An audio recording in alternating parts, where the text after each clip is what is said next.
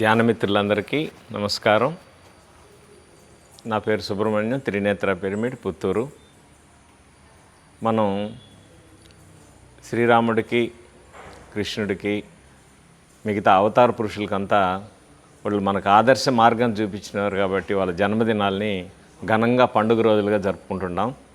అదేవిధంగా మన బ్రహ్మర్షి పత్రిజీ కూడా ఒక అవతార పురుషుడే, మనందరికీ తెలుసు. ఎందుకంటే ఎప్పుడు ధర్మానికి గ్లాని కలుగుతుందో, ధర్మం ఎక్కడ దెబ్బతింటుందో అప్పుడు దేవుడు మానవ అవతారం తీసుకొని ప్రజల్ని మంచి దారిలోకి మళ్ళిస్తారు.